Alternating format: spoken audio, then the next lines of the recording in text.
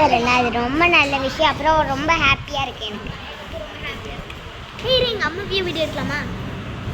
இல்லை, நீங்கள் உங்கள் ஃபோனில் எடுங்க. நான் எங்கள் அப்பாவை மட்டும் எடுக்கிறேன். அப்பா இதான் உன் பிளட்டா? எங்கள் அப்பாவோட பிளட்டு